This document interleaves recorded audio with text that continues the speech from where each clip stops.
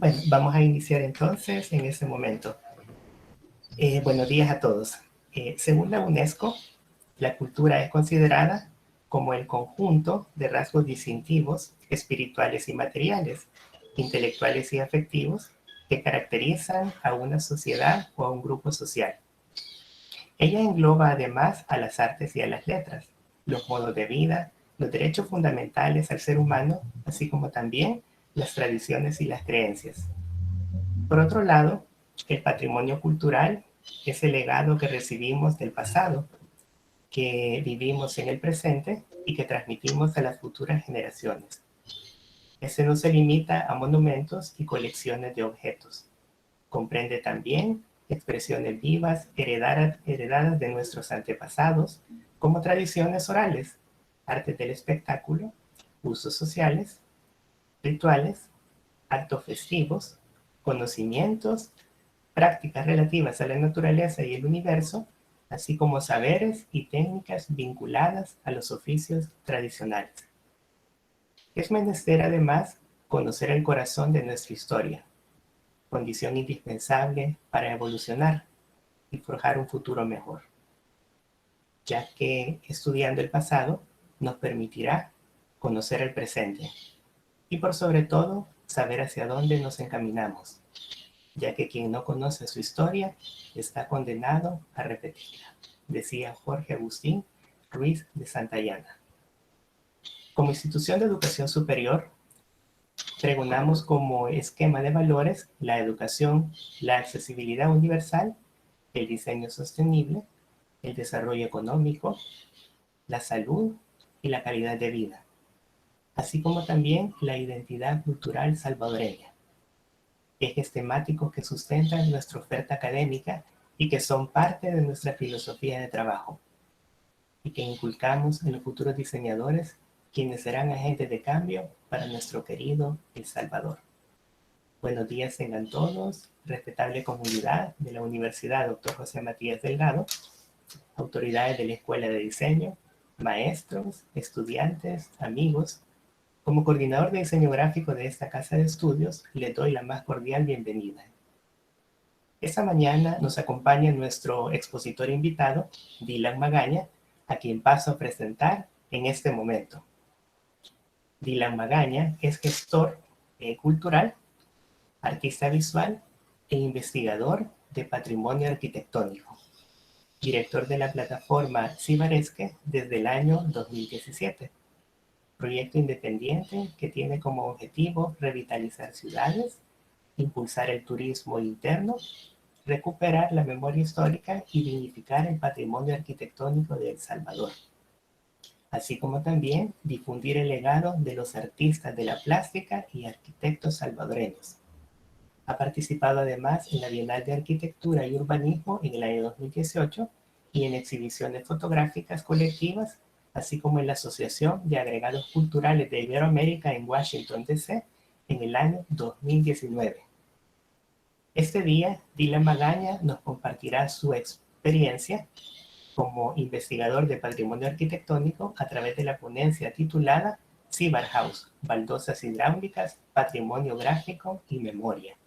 Pedirle a todo el público presente que mantengan en silencio sus micrófonos en lo que dura esta actividad. Dylan, qué enorme gusto que estés con nosotros este día. Bienvenido a nuestra casa de estudios. Esta es tu casa también y esperemos te sientas bien con nosotros en los siguientes minutos que vas a compartir. Muchísimas gracias por la invitación. Siempre un placer poder compartir con los futuros arquitectos, diseñadores, artistas. Estoy siempre a la orden para compartir lo que he ido creando, lo que he ido desarrollando en estos 4 años en la plataforma Cibaresque. Siempre estamos agradecidos por compartir.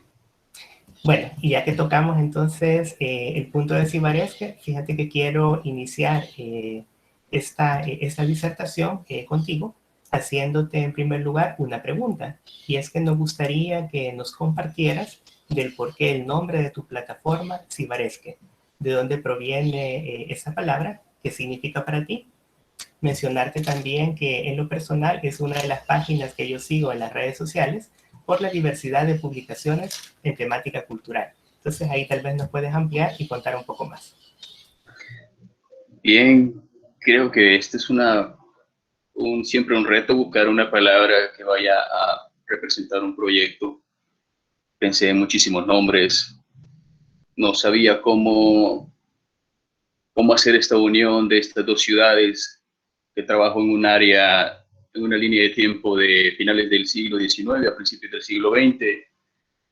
Así es que no se me ocurrió más que eh, hacer una palabra, componer Cíbar, que es como conocemos popularmente hoy a San Salvador o a El Salvador en el extranjero, a todo El Salvador le dicen Cíbar. Y es que este final es como afrancesando al Cíbar actual, porque era una ciudad bastante afrancesada, bastante giraba en torno a la Europa de esa época, era una ciudad que en su bonanza estaba desarrollando una arquitectura, una modernización, tal cual lo hacían las capitales europeas. Así es que Cibaresque es como afrancesando o mostrando la etapa de bonanza que es por la que muchos se decantan, porque ahora lo ven como una decadencia, una pérdida de gusto, pero es esa aceptación de una ciudad actual como una ex ciudad ya desaparecida. Muchísimas gracias, Dylan. Y bueno, vamos a pasar entonces a la siguiente pregunta. Y nos atañe el por qué estamos reunidos esta mañana. Y es que quisiera preguntarte de dónde proviene el proyecto Cyberhouse y qué es lo que contempla. Y también que nos ampliaras cómo es que se convierte, entiendo yo, en uno de los proyectos principales dentro de Cibaresque. Te cedo la palabra. Bueno, Cyberhouse, de nuevo caigo en agregar Cibar, pero claro, es algo que nos tiene bastante familiarizados. Cyberhouse pues, es en honor a la Bauhaus, la escuela que revolucionó el mundo del diseño, el arte, la arquitectura, y es en donde gira mi proyecto. Estos son los campos en donde se desarrolla toda esta documentación gráfica de la arquitectura.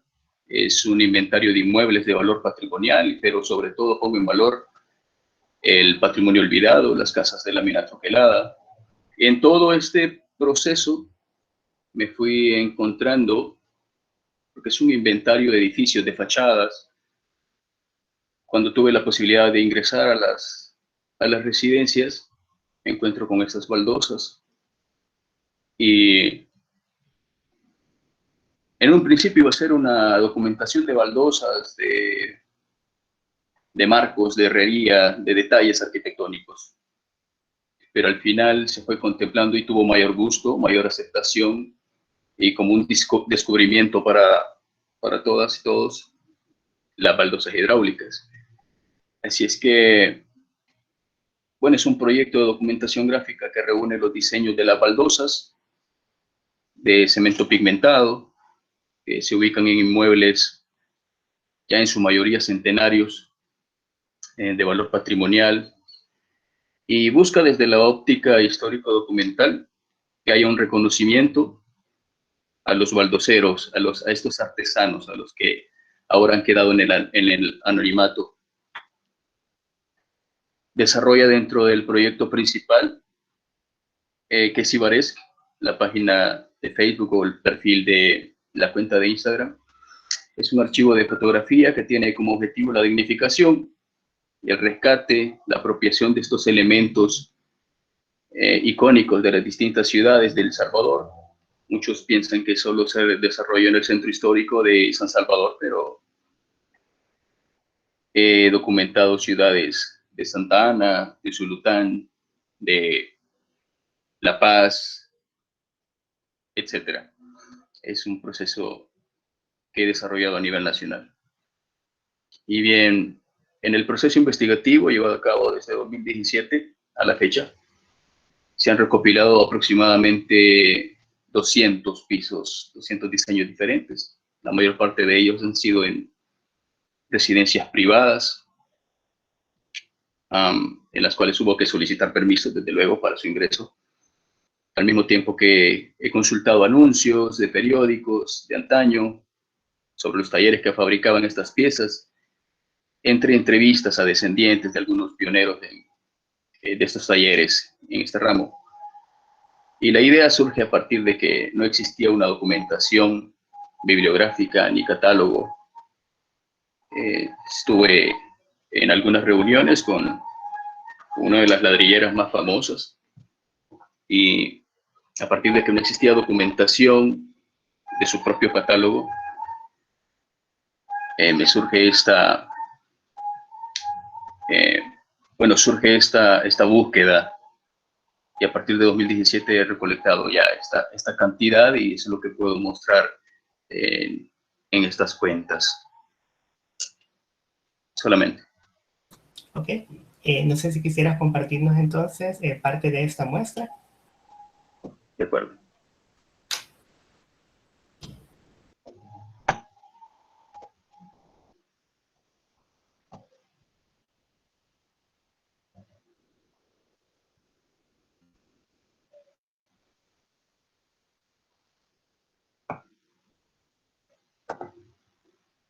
Bien, como les comentaba, estoy desarrollando la primera parte de este proyecto, en el cual ya van alrededor de 200 piezas, yo creo que casi 300. Esta es una nota del año pasado, donde aquí en la parte final dice: últimos 3 años en cazar estos tesoros. Es una nota del diario El Salvador. Y bien, para ver un poco estudiar un poco los detalles que tenían estas piezas, viéndolas una por una. Solamente en las trepas ya había un diseño muy estudiado. Las trepas eran estos moldes, las matrices que se hacían a mano con metal, con aluminio, algunas veces se soldaban. Ese era el principio de todo este proceso. Luego se rellenaban con pigmentos, con cemento, y a compactar. Esta es una de las, creo que más icónicas figuras, los cuadrifolios, las figuras florales dentro, que son previo al auge Lugo. Esta es otra variante de cuadrifolios, una característica del arte gótico. Acá se conjugan más formas florales. Este es un piso de una casa incendiada, aproximadamente construida en 1915, 1920. Este es otro de los pisos de la casa de la familia Meléndez, que se encuentra a un costado del Cine Metro. Y esta es toda la pureza Nubo. Con esto iniciamos a ser un país en vías de desarrollo. No teníamos nada que envidiarle a las ciudades europeas. Las casas eran construidas con estos materiales que provenían de Bélgica. Los pisos en un inicio se traían de Venecia. Este es uno de los diseños que encontramos también en distintas variantes. Este específicamente, aquí he intensificado un poquito el color amarillo. El pigmento va perdiendo también con el descuido, porque no los pulen, no los restauran, van perdiendo su color. Pero una vez estos pisos ya, son restaurados y tienen otra vida de nuevo. Estos los encuentro mayormente en las cantinas del centro histórico, en los mesones. Ya son pisos que tienen 100 años. Estas casas que han quedado abandonadas pasaron a otro uso de vivienda multifamiliar. Pues a lo mejor bueno, precisamente esta casa, este diseño, pertenece a la residencia del personaje enigmático que se dice venía de México, de Austria, el que gobernó en México, Maximiliano de Habsburgo, que dicen que pues, era el mismo personaje Justo Armas. Esta casa de Justo Armas todavía se encuentra en pie. Esta es otra variante, la encontramos en la iglesia del Sagrado Corazón, en la Basílica del Sagrado Corazón, en la calle Arce. Y pues este diseño en color verde aqua. Este es el color original. He intensificado acá la parte anaranjada. Y bien, esta es una lacería, estas partes que van entrelazadas, una lacería clásica, sencilla, propio de la Edad Media, del periodo bizantino específicamente. Esta casa queda sobre la 10ª Avenida Sur, cercanías entre el Castillo de la Policía Nacional y el Mercado Excuartel. Y aquí vemos también el mismo piso, un poco más completo. Podemos ver 4 tipos de trepas diferentes de diseños.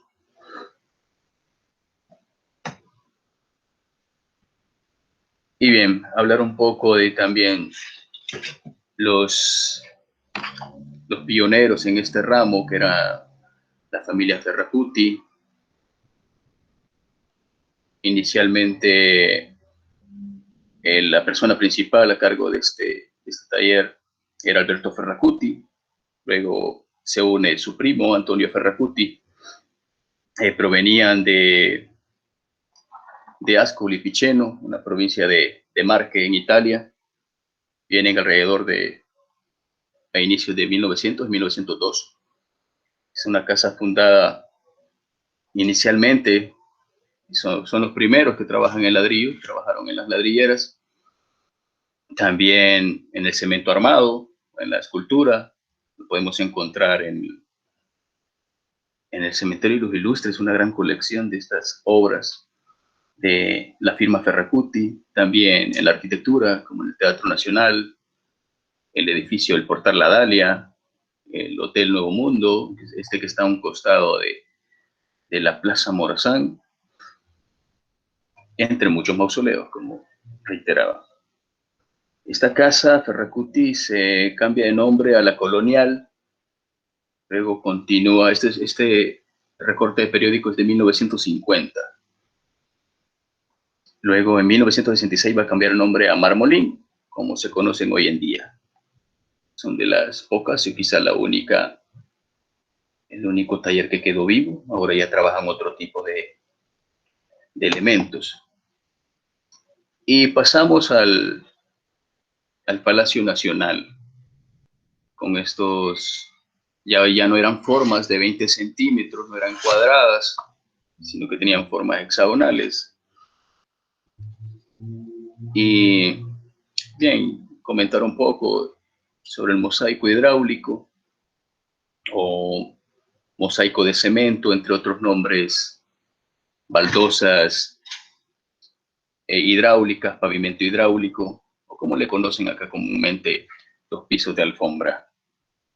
Pues crean esto una ilusión óptica de formar una alfombra. Este pavimento está formado por baldosas artesanales hechas con cemento moldado, hechas una a una. Y acá pues también más formas hexagonales que da la sensación de que crean una colmena. Siempre se encuentra en uno de los salones del Palacio Nacional, en uno de los 105 salones. Todos tienen pisos de baldosa hidráulica.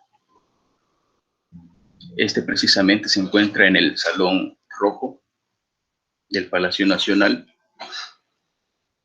Este diseño, bueno, estos materiales ya son de granito, sí pueden ir a ver este piso. Ya es más, ya tiene otro componente. Es como que tienen otra mezcla. Este piso se encuentra en el ex Hotel Nuevo Mundo. Veamos acá las figuras en zigzag. Es un elemento geométrico que remite al movimiento acuático, relaciona este símbolo con los diluvios, los altibajos espirituales en la simbología, es los altibajos espirituales por los que atraviesa el alma. Antes había muchísima simbología y la mayoría de las personas que estaban en el gabinete, o los que tenían el poder económico para hacer esto, pues tenían este tipo de elementos y símbolos. También veamos los distintos tonos de las distintas restauraciones que han hecho. Son 3 tipos de pigmentos que se encuentran por recuperar el mismo diseño.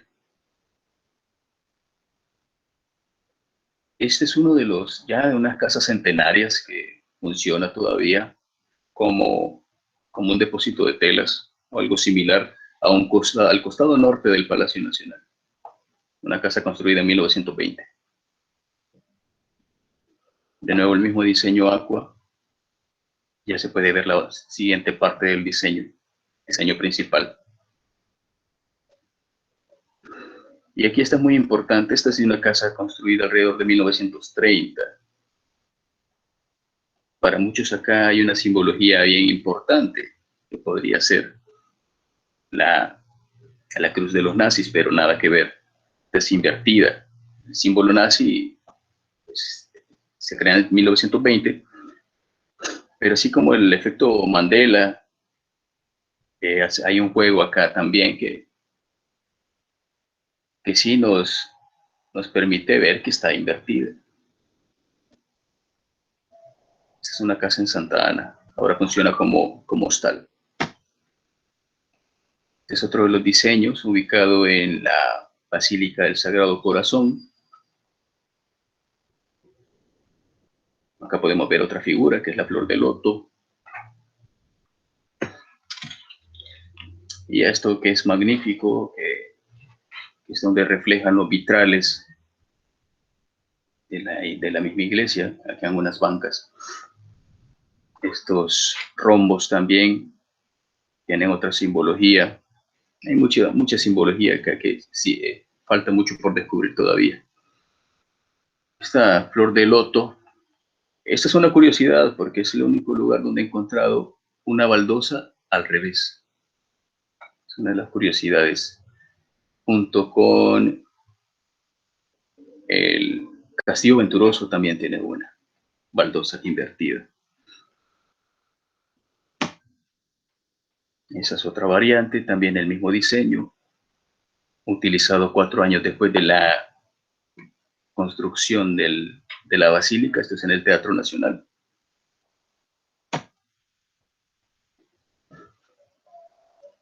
Otra de las figuras del flor de loto en distintos colores.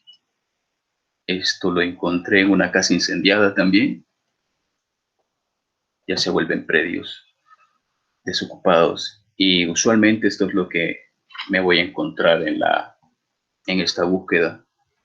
Pisos rotos, semi-restaurados o restaurados como se puede. Esto es en un parqueo, cercanía del edificio de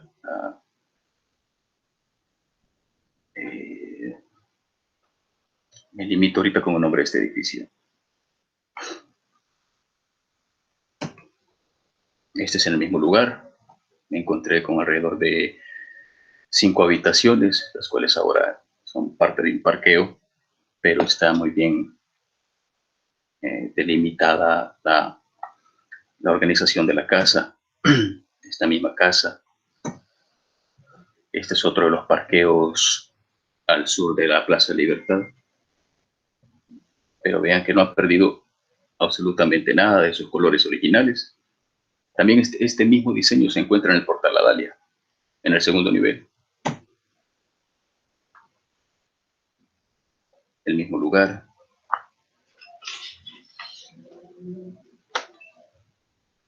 Bastantes piezas las he encontrado en este estado, bien deterioradas.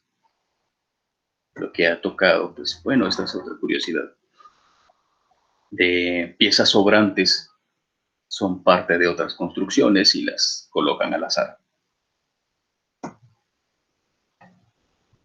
Palacio Nacional, pues acá jugando un poco con los claros oscuros. Este está en uno de los salones que está al acceso del público. Son cubos tridimensionales. Y pues acá logran ver estos destellos. Es bastante complicado hacer las fotos perpendiculares. No es tan sencillo este tipo de documentación de los pisos. Esta es una de las pocas alfombras que he encontrado completas. Vean que a un lado ya está la cerámica. Ya ha sido casi imposible volver a este tipo de arte. Esto es en el ex almacén Bou de la calle Rubén Darío.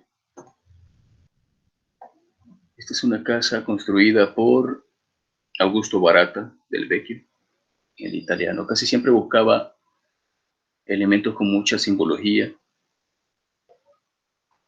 y pues desde luego lo ocupé para que representara mi proyecto como un logo. Que veamos que al principio puede parecer algo sencillo, pero ya en la repetición, ya en patrones, se ve bastante majestuoso. Muchas de estas casas son mesones, como les repito. Aquí ya está en su diseño digitalizado, ya lo que ha formado parte de la marca que he creado a partir de toda esta documentación. Esta es en la casa, en la residencia del expresidente Escalón en Santa Ana. Este es el único fragmento que tuve que retirar acá la maleza para poder sacar el diseño. Y estos son los resultados.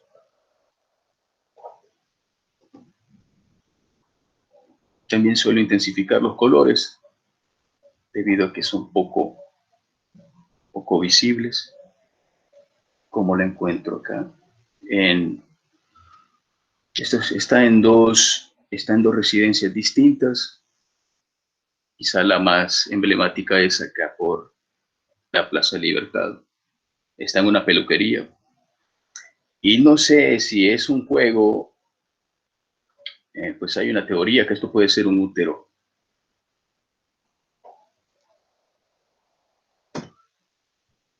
Otros pisos ubicados en Santa Ana.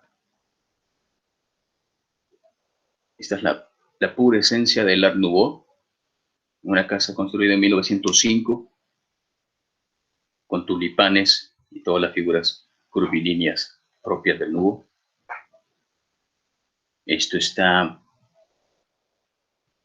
por la Avenida Independencia, otra casa construida por Barata del Vecchio. Palacio Nacional, es otra residencia en Santa Ana. Este juego ajedrezado está por el Parque Centenario. Hay muchísimos. La verdad es que tenemos que descentralizar, tenemos que ir apuntando a otros lugares que no son las tres plazas principales del centro histórico. Hay muchísimo material afuera, bueno, alrededor del microcentro. Hay una gran cantidad de pisos. Acá lo podemos observar. Casi todas las fotografías, las que escojo para presentarlas en las redes, son perpendiculares, pero tengo en todos los ángulos. Y ha sido una constante. Este proyecto se ha desarrollado a lo largo de 4 años. No es tan fácil como ir un fin de semana y hacer esta recolección de imágenes, sino que pues, ha requerido bastante esfuerzo, bastante trabajo de campo, trabajo de diseño fotográfico, investigativo. He desarrollado una cantidad de entrevistas y lastimosamente no hay mucho documental bibliográfico, mucho menos público. En entrevistas no lo encuentro, mucho menos publicado. Así es que ahí es donde nace este proyecto. Voy a dejar de compartir las imágenes acá para pasar a las preguntas. Carlos. Bueno, muchísimas gracias, Dylan. Es maravilloso cómo a través de tu trabajo has podido rescatar este patrimonio gráfico de ese oficio de antaño y que forma parte de nuestro legado, el cual pienso que es muy importante preservar. Eso incluye casas antiguas que hoy día sucumben ante la indiferencia y la nostalgia, y de nosotros depende el poder preservarlas y que no se vayan a perder precisamente en el olvido. Es por lo anterior que yo quisiera preguntarte cuál es tu proyección a partir de esas plataformas que hoy día nos has presentado. ¿Qué proyección tienes a partir de ese momento? Desde luego, hacer publicaciones con todo este material fotográfico. Hay una cantidad de trabajo ya publicado en las redes, alrededor de 3.000 fotografías de arquitecturas, de un inventario de inmuebles. Está este otro proyecto de Cyber House, de los cuales ya es un catálogo que vale la pena mostrarlo publicado.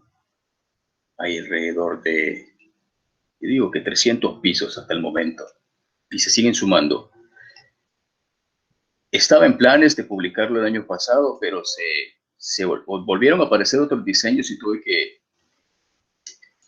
que agregarlos. Era indispensable tener toda esta narrativa de las baldosas, lo que da señales de que hay mucho, no se acaba. Creo que sigo encontrando más en departamentos que no son Santa Ana ni San Salvador. Hay muchísimos en Usulután, en San Miguel. Y sí, creo que la proyección sería hacer un catálogo, incluso virtual, pero la prioridad es hacer una publicación en físico y crear una página web. Yo creo que vale la pena que esto esté en las redes, ya mostrarlo internacionalmente. Creo que he tenido mucho más acercamiento con ladrilleras de España, de Italia, que con las ladrilleras de El Salvador, porque son muy pocas las que están intentando crear de nuevo estos patrones. Ya casi es imposible. Son imitaciones. Y sí, de alguna manera estamos tratando de devolver este arte. Yo al menos las publico, hago una marca y las tengo en tazas, pero creo que vale la pena poder hacer unas copias, unas réplicas, tanto ya sea plasmadas en cerámica o en prensa hidráulica de nuevo. Que de hecho hay que comentar que lo hidráulico no es sobre las pesas, sobre las prensas hidráulicas. Ya había una práctica antes y era todo a mano. Es por la mezcla que se da con cal, con yeso, con estos pigmentos y la fórmula que va a tener con el agua. Esa es la razón por la que se llama hidráulica, por la reacción que tiene con el agua. Y bien, esos son los planes actualmente. Trabajar con este documental, que es muchísimo. Yo sigo trabajando, organizando las fotos. Puede haber una documentación solo de puertas, una publicación, perdón, de ventanas, de pisos. Se puede ir fragmentando de esa manera. Están estas categorías que dan muchísimo realce y le dan valor a estas casas, al patrimonio olvidado. Es un valor agregado, es importante que nos fijemos en esto. No había una documentación anteriormente, esto lo llevo a cabo apenas en 3 años, creo que trabajé en tiempo récord para recolectar todo esto. Muchas personas solo se fijaban en los pisos del Palacio Nacional y pues todo está a las afueras del microcentro. Muchísimas gracias, Dylan. Cedo en este momento el espacio al público si tuviera alguna pregunta que hacerle a nuestro invitado. Para ello, indicarles que hagan uso de la herramienta de levantar mano, ¿verdad?, presente dentro de la plataforma Meet. Bueno, adelante, tenemos la primera pregunta a cargo de Tito Díaz. Hola, muy buenos días, perdón. Tengo una pregunta. ¿Tú qué piensas acerca de, bueno, este tipo de diseño? Lo he visto así como ya en las ferreterías, pero que lo están haciendo como sticker, o sea que ya no es como antes que lo hacían totalmente a mano este tipo de diseño. Entonces ahora es como, lo podemos ver como se me olvidó, pero ahora es como que ya solo lo pegan y ya, ahí está el diseño. Entonces, no sé, ¿tú qué piensas de eso? O sea, es como tratar de solucionarlo de esta manera o mejor hacerlo así manual. Sí, claro, es mucho más práctico, son sublimaciones, o están grabados digitalmente. Es justamente lo que hago con estas tazas. No son para nada, tampoco han escogido los diseños centenarios, los clásicos. Es una composición más moderna, una ubicación de otros elementos modernos que pues están muy lejos de compararse. Y yo creo que hay que darle más realce a lo artesanal, a todos estos artistas que quedaron ya en el anonimato. Y ya es un diseño más industrial lo que presentan actualmente. Sí, los he visto, los han publicado, los han plasmado sobre todo en mesas o para pared. Muchísimas gracias.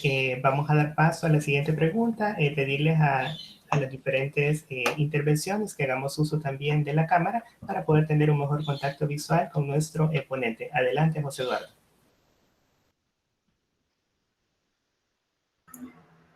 Hola, buenos días. Buenos días. Un gusto preguntarte de las fotografías que nos fuiste mostrando.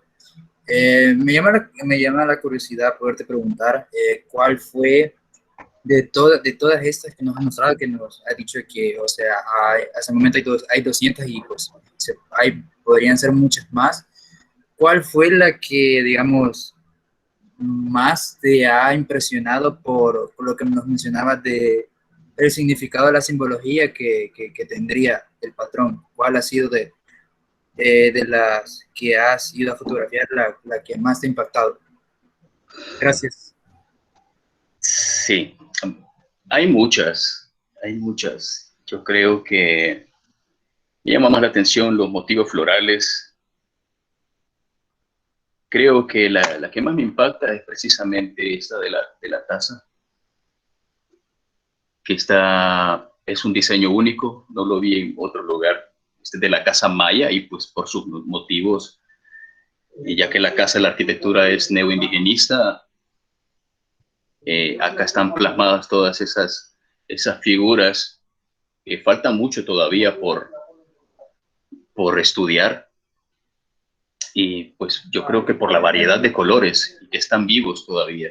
El celeste era un color bastante utilizado. Yo creo que me quedo con este diseño. Es bastante peculiar, que todavía estoy estudiándolo. Hay un parque de pelota, de hecho, mostrado en el diseño de esta casa y en los pisos. Muchísimas gracias. Vamos a ver, siguiente interrogante. Está a cargo de Karen Santamaría. Adelante, Karen. Buenos días.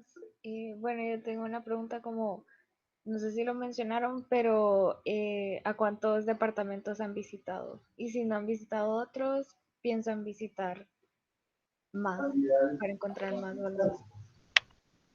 Sí, sobre todo esta arquitectura más representativa se desarrollaba en las ciudades más importantes como Santa Ana, San Salvador, Aguachapán, Sonsonate, San Miguel y Usulután.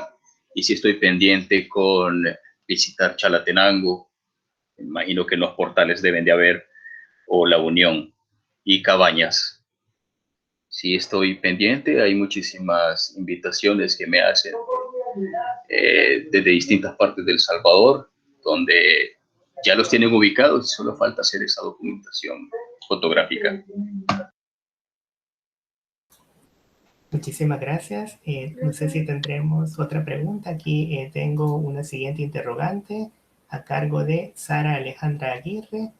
Adelante, Sara. Le cedo en este momento la palabra. Mi pregunta va de la mano con la de Karen y va en relación a que entiendo el contexto de que este tipo de baldosas se encuentran como en lugares a donde está la sociedad burguesa, pero tenía la curiosidad si dentro de estas personas artesanas, fuera de las zonas rurales, se han encontrado, o sea, diseños particulares que no sean tal vez no basados de la técnica para la venta comercial de estas personas, sino que así como como en los pueblitos, ¿verdad? El del pueblito, el que hacía para todos, o sea, algo que se saliera de ese estándar y se viera como que un poco más rústico. Sí, los he encontrado. Se encuentran en Suchitoto y hay una parte de la iglesia de Santa Lucía que tiene este tipo de pisos, y en Santa Ana también, y que prácticamente son estos pisos rojos, lo que podemos encontrar incluso en las casas construidas de los años 60, 70, pero tienen motivos florales, eso solo de un solo color, de uno o dos colores, una flor muy, muy normal como cuadrifolio o de seis hojas, con un círculo al centro. Esto es como lo más sencillo que he encontrado, pero también que lleva esta técnica de mosaico hidráulico. Y además de eso, así como podemos encontrar a veces a los artesanos, poniendo un ejemplo, ¿verdad? Que cuando vas a un pueblo y ves los telares y puedes entrar, también podemos encontrar este tipo de trabajo así de que muestre el trabajo o solo se mantienen como, así como que pequeños negocios y solo para ellos y ya. Perdón, ¿me podrías reiterar la pregunta? No la comprendí muy bien. En el sentido de que de lo que estoy hablando es que estos pequeños artesanos que trabajan esta técnica de esta baldosa, puedes encontrarlos, digamos, yo voy a algún lado en específico y yo puedo entrar, yo puedo observar cómo ellos hacen, o simplemente es el negocio y nadie se acerca, o algo que no es tan común que alguien fuera a ver. Sí, ya no se encuentran estos talleres que trabajan esta técnica. Dicen que hay unos 2, 3 talleres, pero la verdad es que ya es como sí, a circuito cerrado, pero sí en algún momento hubo una muestra en el Museo de Arte Popular, en el Castillo Venturoso, donde estaban estas trepas, las matrices, y mostraban todo el proceso de fabricación de estos pisos. Y sí creo que en algún momento los talleres de Ferrecuti pueden abrir un museo. Este taller se encontraba por la iglesia, por la DPI, en la calle Gerardo Barrios. En algún momento, yo creo que si alguno de ustedes puede llegar y solicita fotografiar todo el equipo que utilizaban, creo que todavía lo tienen disponible. Es solamente una idea, no sé si está abierto. Ok, gracias. Gracias, Sara. Y vamos a pasar a la siguiente pregunta. Licenciada María Elena Montalvo, coordinadora de diseño del producto artesanal. Adelante. Gracias, buenos días. Mucho gusto, Dylan. Primero felicitarlo por su trabajo. Yo soy fan de su página de Instagram, ¿verdad? Me encanta toda esta sistematización que usted viene haciendo desde hace ratos, con toda esta riqueza arquitectónica que muchas veces desconocemos que existe en nuestro país y que cuenta historias. Aparte de la sistematización de toda la expresión gráfica, ¿usted tiene contemplado también investigar sobre, por ejemplo, las paletas cromáticas que utilizaban, los pigmentos, cómo los conseguían? Porque a mí me llama muchísimo la atención que son piezas que ya tienen muchísimos años y que evidentemente los pigmentos que utilizaban, pues han perdurado, ¿verdad? Y hay algunos que han sobrevivido a las inclemencias del sol, de la lluvia. Entonces, ¿tiene contemplada esa parte también dentro de su investigación? Gracias. Hola, sí.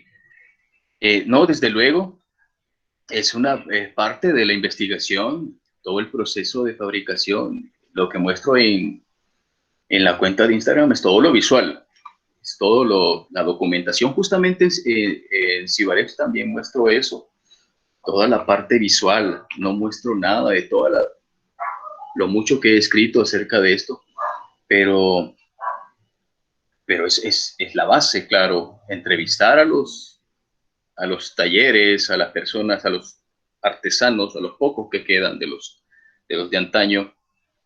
Y desde luego, claro, he estado en reuniones con personas que tuvieron el placer, me dicen, de haber restaurado los pisos, algunas piezas del Palacio Nacional, y me muestran todo el proceso y que fue bastante complicado llegar a esos tonos, esos pigmentos. Y, y claro, esto va a ir en la publicación, es algo que tengo contemplado, mostrar justamente no solamente la parte visual, sino también todo el proceso. Ok, gracias. Hasta luego.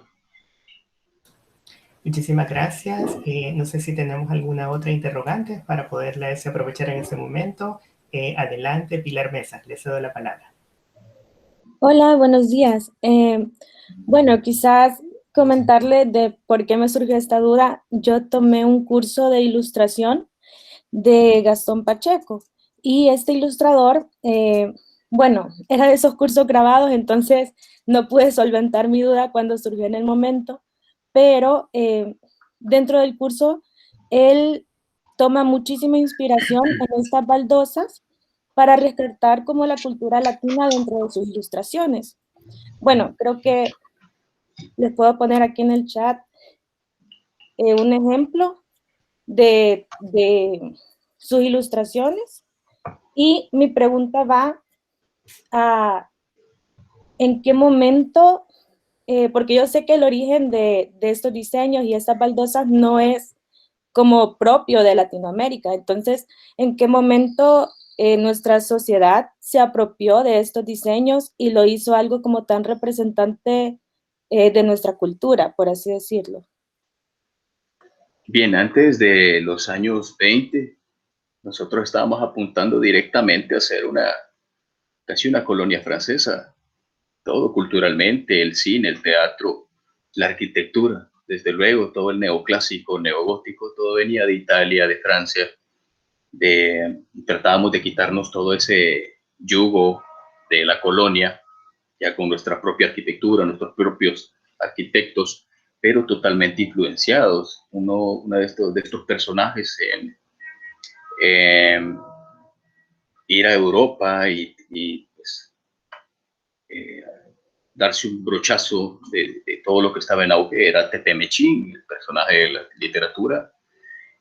José María Peralta, este era el personaje que se dedicaba a ver todo ese desarrollo cultural y arquitectónico en Europa, sobre todo en Francia, y eso es lo que nos traíamos. La literatura y todo estaba apuntando a, incluso el verso francés con Gavidia, todos estábamos totalmente afrancesados.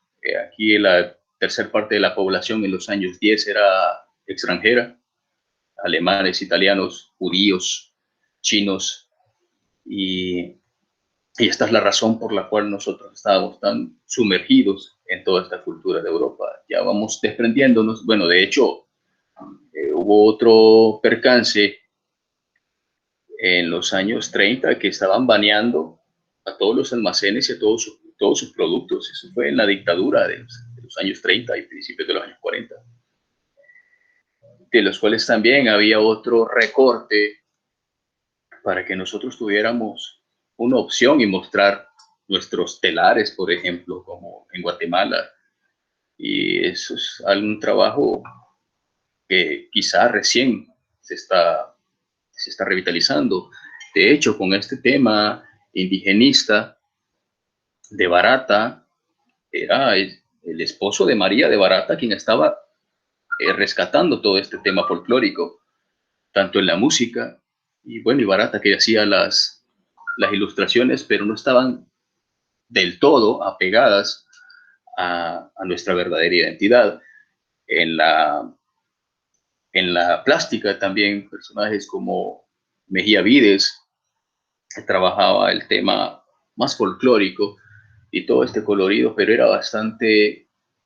todavía era bastante tímido, no era lo suficientemente representativo como nuestra realidad.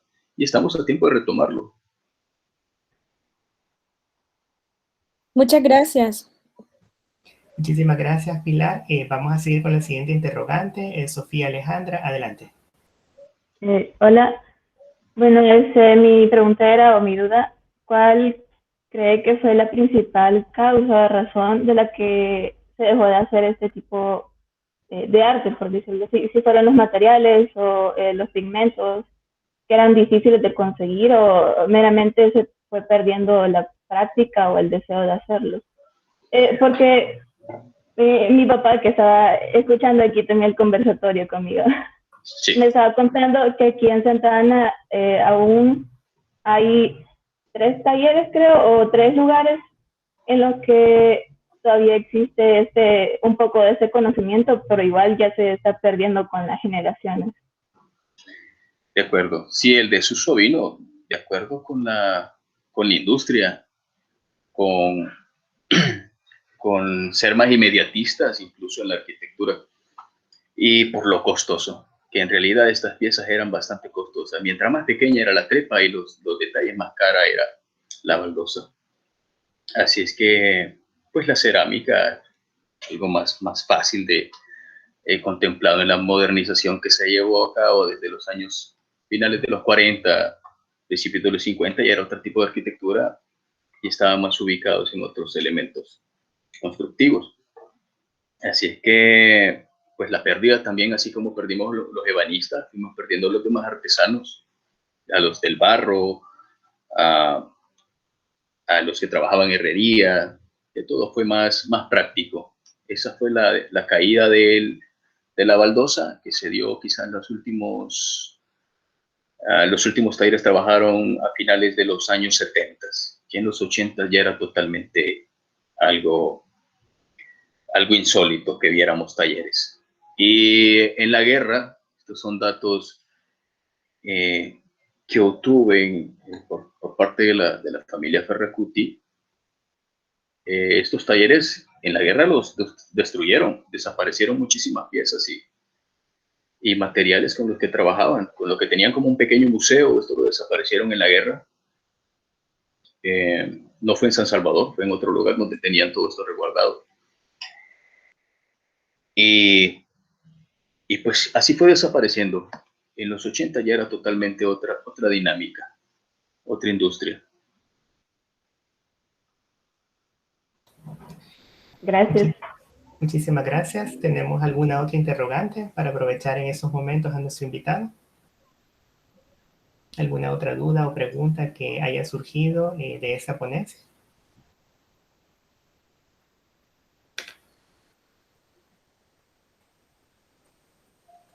Tenemos entonces una siguiente pregunta. María José Torres, adelante.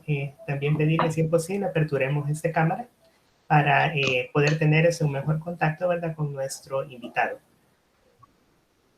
María José. Hola, buenos días. Hola. Buenos días. A mí me llamaba mucho la atención la parte en la que mencionaba que había encontrado un par de baldosas invertidas. Entonces quisiera saber si tiene alguna razón semiológica o bueno, cuál era la intención de la persona de poner esta baldosa invertida. Muchos dicen que fue por equivocación, que tal vez hubo un error, pero no, estaba muy bien pegada, estaban muy bien instaladas. Algunas personas me han dicho que puede haber algo, esto solamente son leyendas, que puede haber algo enterrado, que puede haber una llave o algo, pero no hemos llegado a una conclusión exacta. solamente son ideas que tenemos.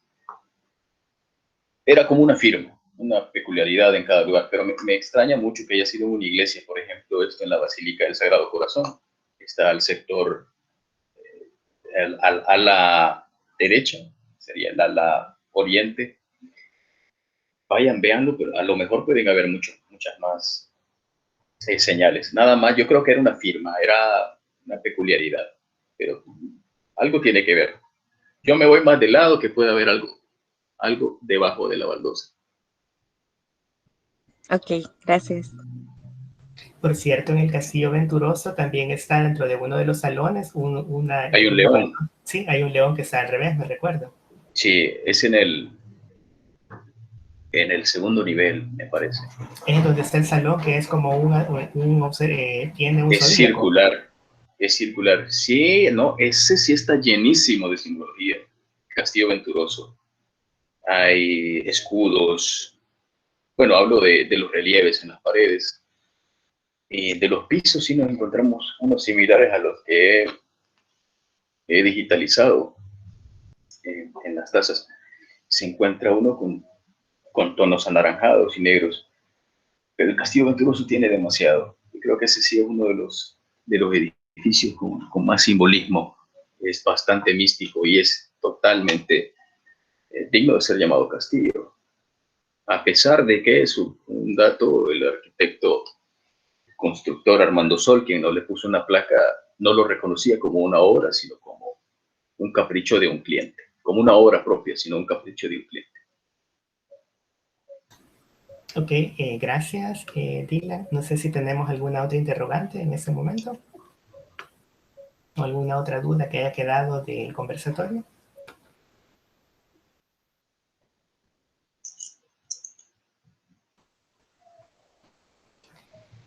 Tenemos una intervención más. Lizzie Ángel, adelante, le cedo en este momento la palabra. Muy buenos días.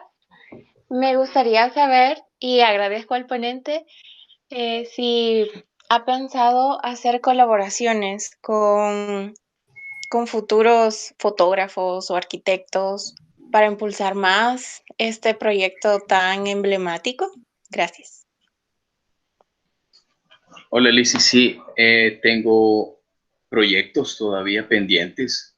Hubo ya una primera exposición colectiva que se llevó a cabo el año pasado. Lastimosamente por la pandemia se detuvo. Solamente estuvo una semana en exposición. Y luego hubo una convocatoria que hice a través de la página de Cibares, donde colaboró mucha gente con sus fotografías de la pandemia, cómo se veían las calles sin personas. Tengo ese material pendiente y otros próximos recorridos que me gustaría hacer para que ya sea fotógrafos profesionales ya con recorrido o amateur puedan colaborar y hagamos una futura exposición.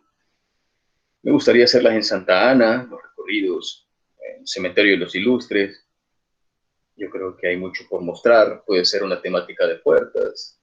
Hoy me está llamando la atención muchísimo hacer un recorrido sobre las casas que tienen estos pisos. Pero sí, desde luego, siempre estoy abierto a las colaboraciones. Ya lo he hecho y me gustaría continuar. Muchísimas gracias. No sé si tendremos alguna última intervención para aprovecharle en ese instante.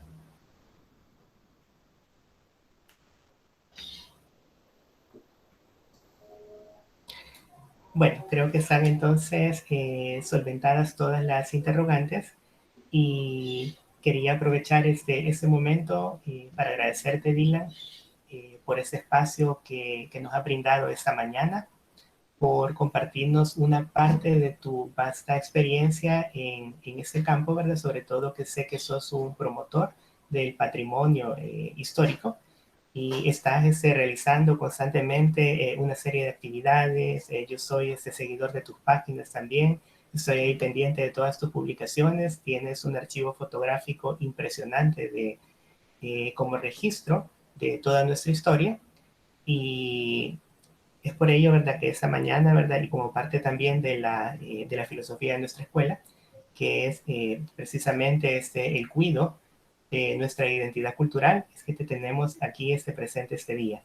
Y quería pasar a un momento, ¿verdad?, muy especial para nosotros, simbólico, representativo, y te hemos preparado también un pequeño detalle, al cual paso en este instante a compartir en pantalla.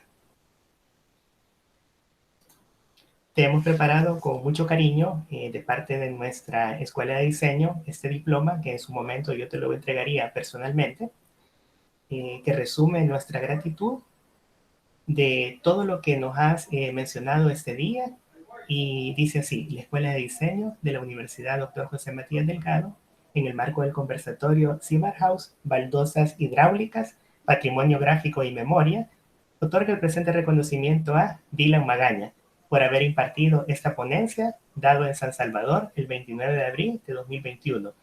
Estaría firmado por nuestra directora, la licenciada Lizeth Meléndez, que te manda sus afectuosos saludos. En este momento no nos pudo acompañar, y créeme lo que nos has honrado con tu presencia, y esperamos poder contar contigo a lo largo de otras actividades que como escuela hacemos. Es por ello que quiero invitar a todo el público que abramos micrófono, abramos cámara y le brindemos un fuerte aplauso a Dylan Magaña.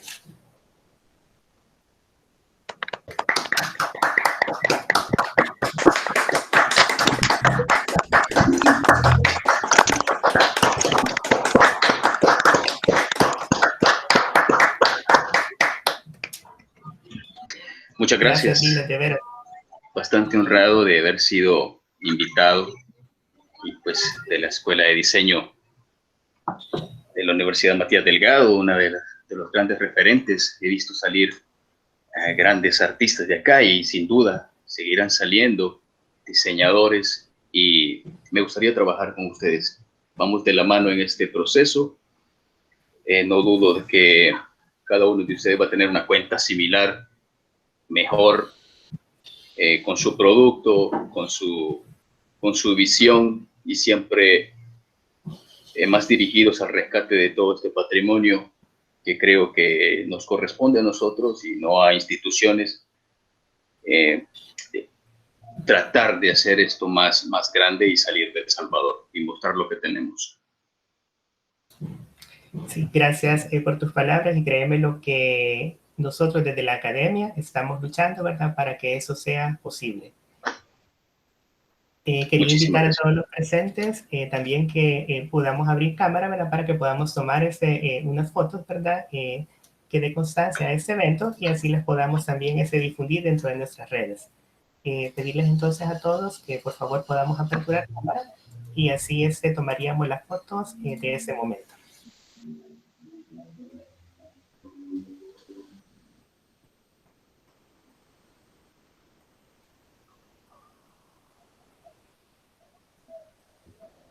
Vale, vamos a esperar que terminen de aperturar cámara, y estaríamos tomando las diferentes capturas de pantalla para que nos quede el recuerdo de ese instante.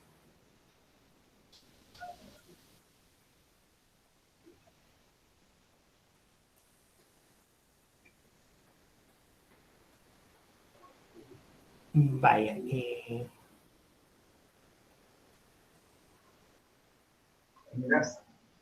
bueno, a la cuenta de 1, 2, 3.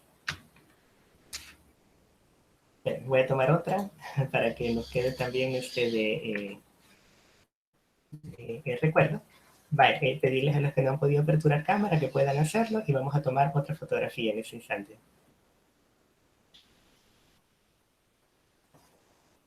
Vale, solo arreglo aquí el mosaico.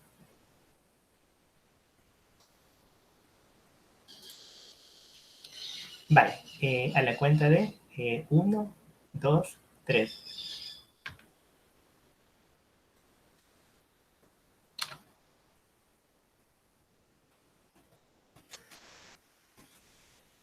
Vale, y vamos a tomar una última foto, ¿verdad?, por cualquier cosa. A la cuenta de 1, 2, 3.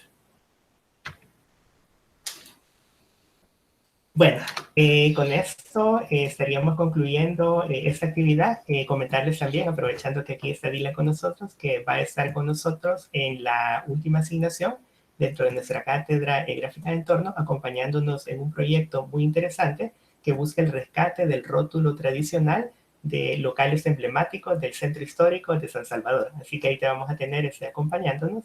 Y agradecerte pues por tu disponibilidad, por querer compartir con estas futuras generaciones parte de tu gran trayectoria. Y con eso estaríamos terminando la jornada de esa mañana. Gracias, Dylan, ¿verdad? Porque sé que has hecho tu tiempo, sé que tienes también otro tipo de horario, o sea, dentro de tu día a día. Y me alegra pues que hayas estado esta mañana compartiéndonos parte de tu gran proyecto, emblema, dentro de Cibaresque, que es Cibar House.